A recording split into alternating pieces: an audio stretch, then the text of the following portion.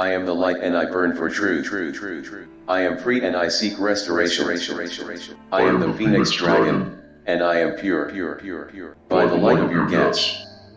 The threefold flame of my phoenix dragon fire, comprised of truth, of love, and of honor, has been summoned by all that is holy to act as prosecution against you, Catherine Me, the cockroach queen.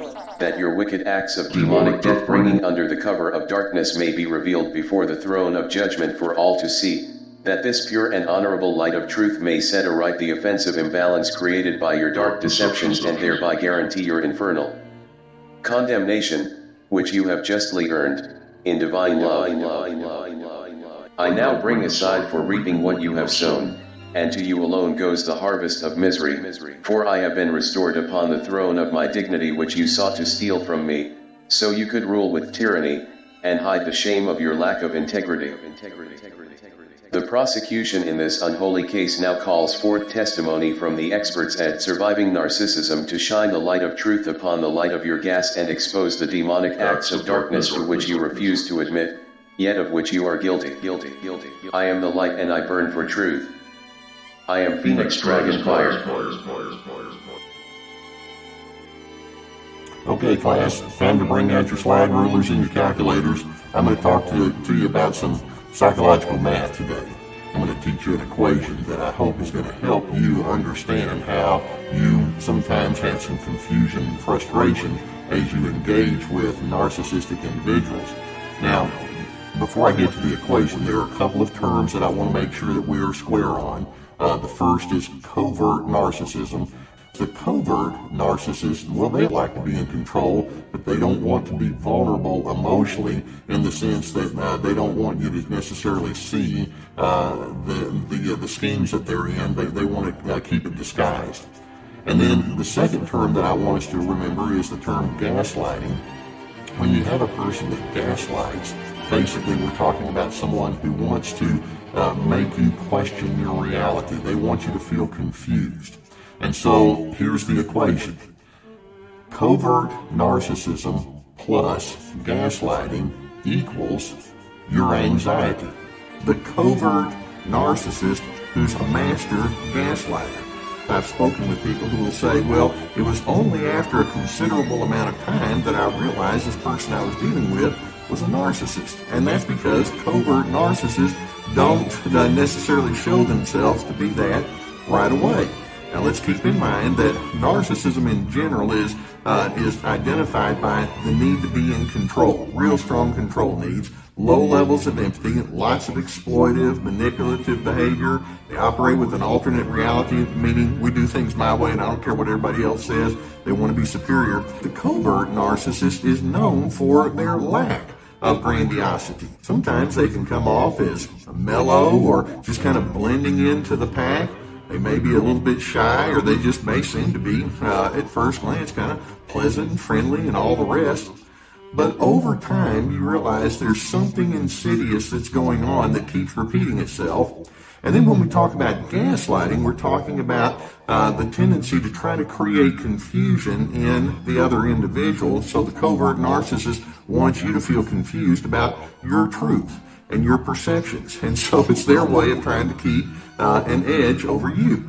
There are 6 different ways that the covert narcissist can gaslight you that will put you into an emotionally distraught state.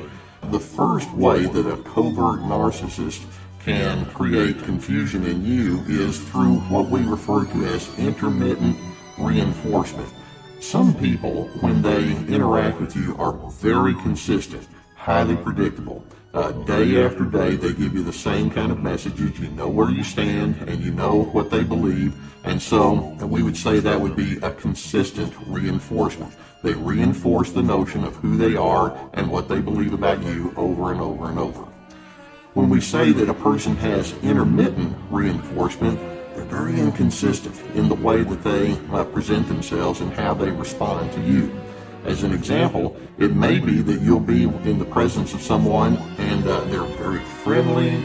They seem to be totally curious about who you are, and they want to know about how you tick and what your experiences are. And then the next time you see them, It's like they barely remember who you are. They don't ask any kind of follow-up questions. They're very disinterested. And then another time, it's like they're back to the friendly thing. And then 3 or 4 times later, it's like, I don't care about you. And it leaves you wondering, hey, wait a minute. What's going on here? Well, you have a covert narcissist. They're wanting to stay in control.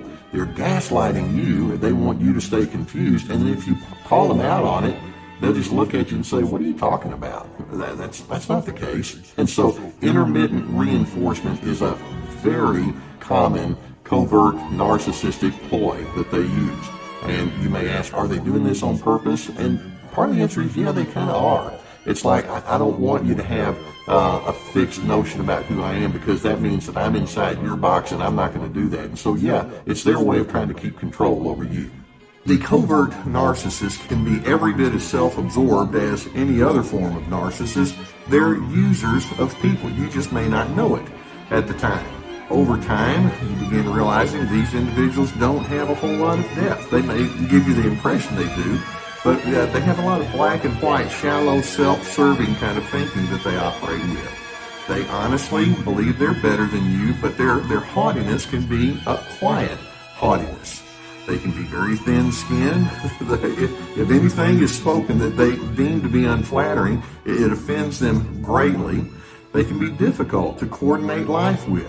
They may not be reliable in the way they do tasks, or if you think you have an agreement with them, they wind up doing something else. And it's just their way of saying, no, we don't do things your way. It's all about me, and my ways are always better than you. I sometimes just don't feel the need to communicate it out loud with you.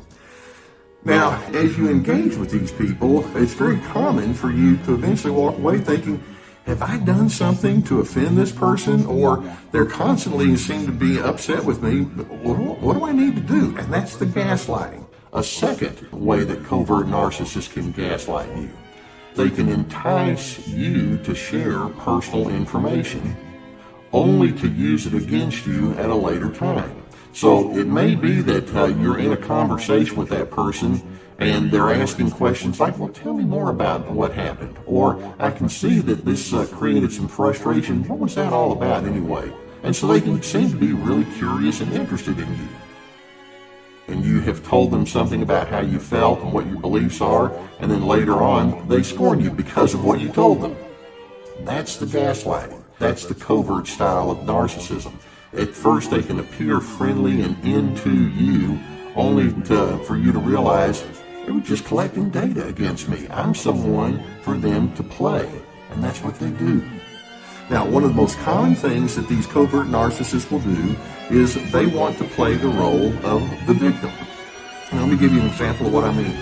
Let's suppose that your preferences deviate from theirs, or maybe you have a disagreement with them, or you have a need to change plans. I mean, those are very common things that happen in any relationship.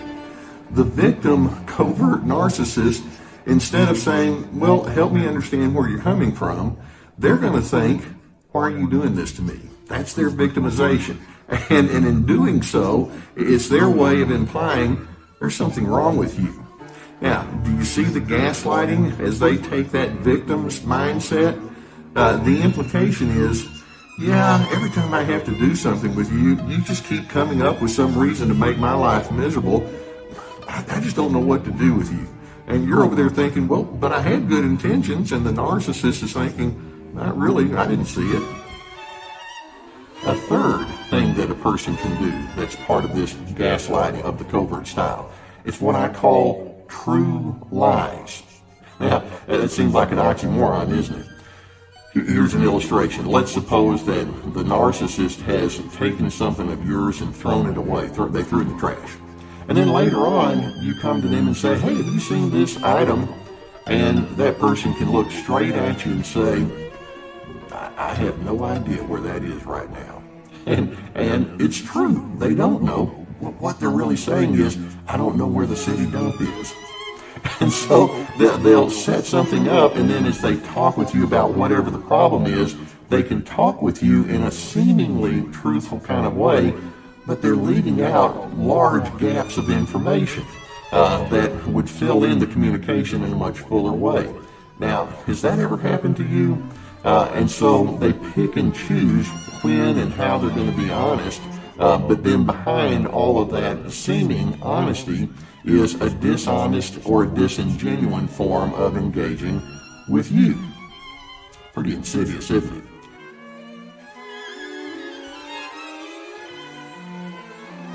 They can offer minimal gratitude for the positive gestures that you bring to the relationship.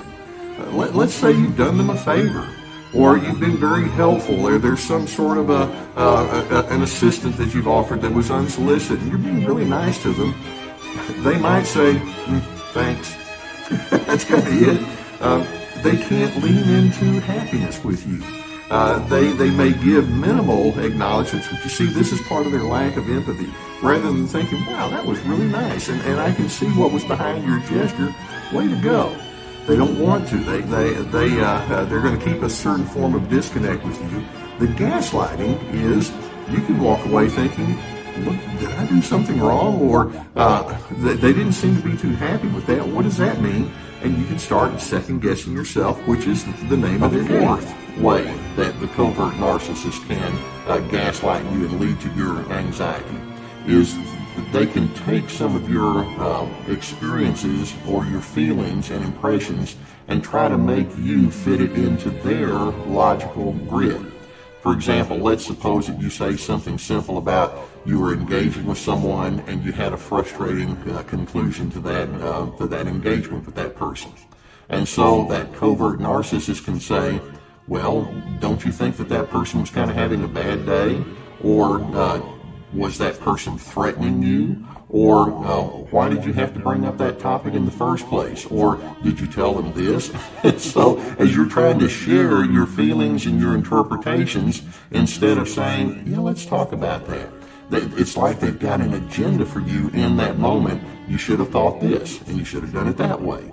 And you might be thinking, but I thought you were somebody that I could tell my personal things to, and they only illustrate through that kind of behavior. Well, you can tell personal things to me so that I can then show you my superiority, and it's not a normal style of communication. Covert narcissism, gaslighting, anxiety.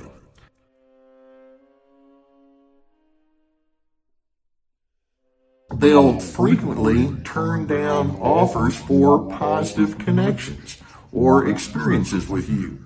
Let's suppose that you want to go and do something out in public, or you want to enjoy a favorite kind of thing inside the home, or something of that nature, and they may say something like, nah, not some other time. And then later on, they'll complain about, well, we don't even have enough things to do with each other now, do we? And they gripe about the fact that they're not connected to you, and you're over there thinking, well, I think I offered. Is that just not enough? And they're over there thinking, no, you're selfish. So that's the thing. Like these, they want you to question your reality. They can bar you from confronting them and offering a conflicting perspective. For example, let's suppose that you come to that person and there's been a strain or tension between you and them, and you can say, hey, there's something I want to talk with you about.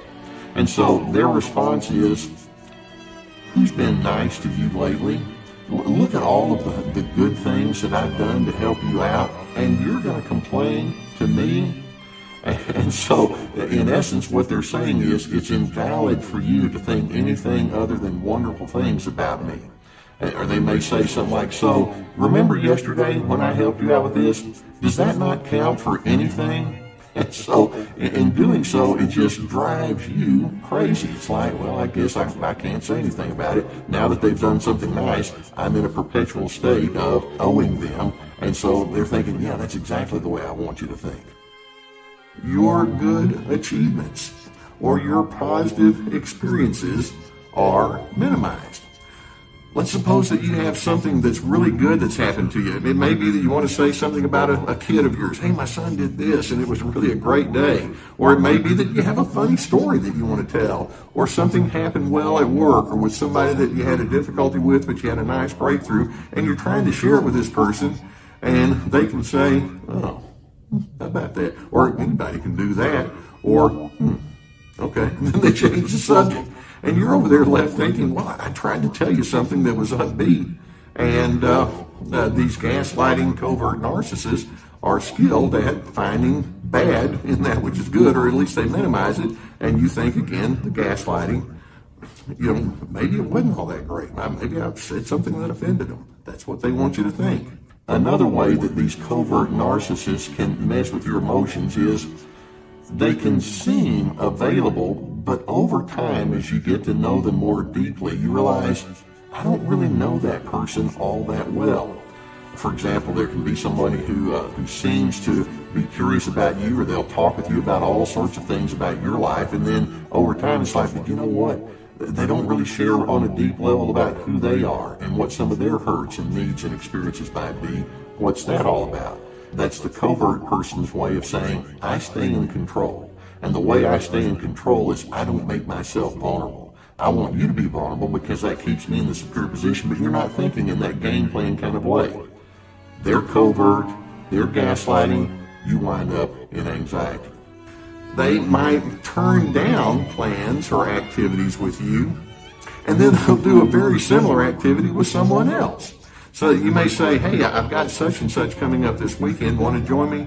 And they may say, nah, I've got a lot going on. And then later on, you find out that someone else called them and offered to do something. It's like, yeah, they jumped on it in a heartbeat. And your thinking is, well, why that person but not me? Do you just not enjoy time with me? And the gaslighting that the covert narcissist can do is, well, it's not what you think, or you're always reading something into it. They want you to think, again, there's something wrong with your interpretations. Know what you're dealing with.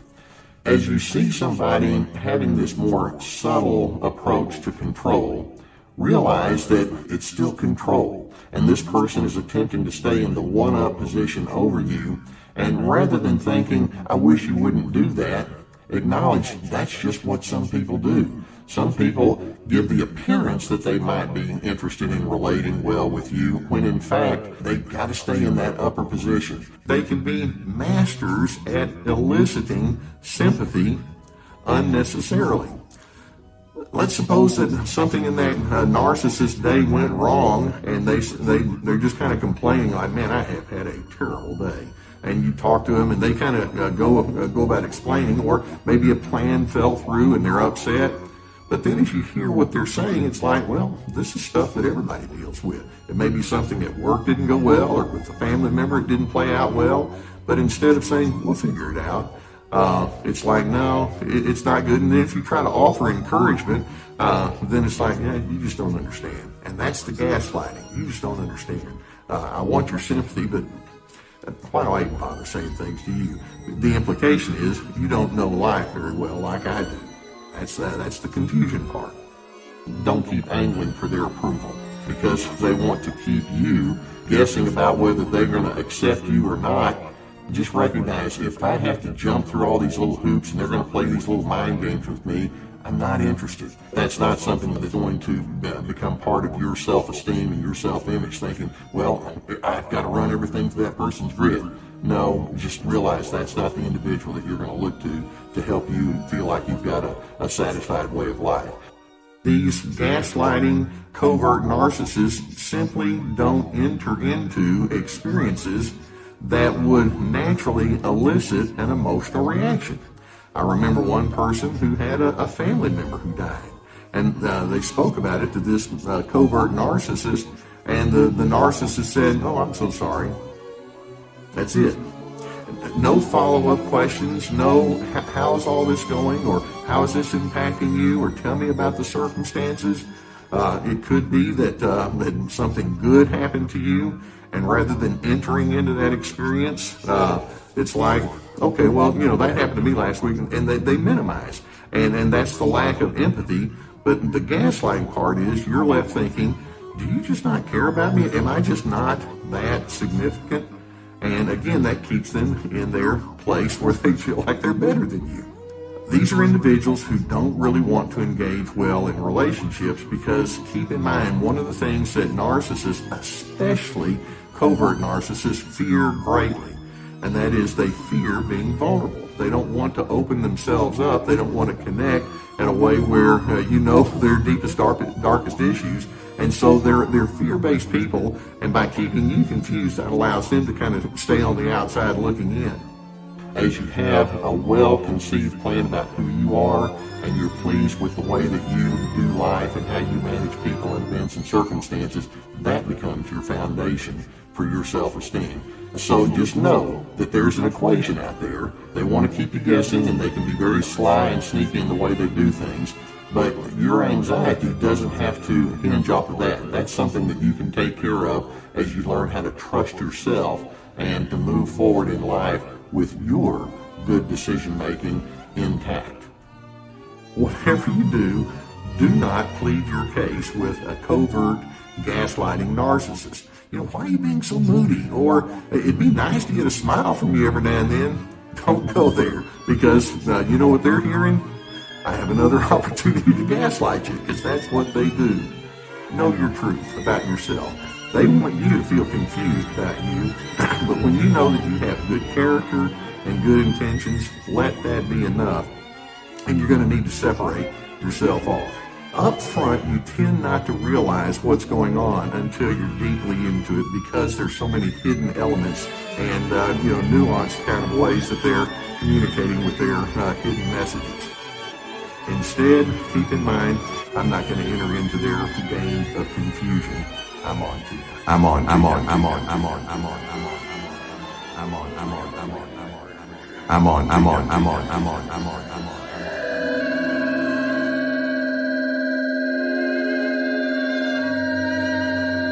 So be it.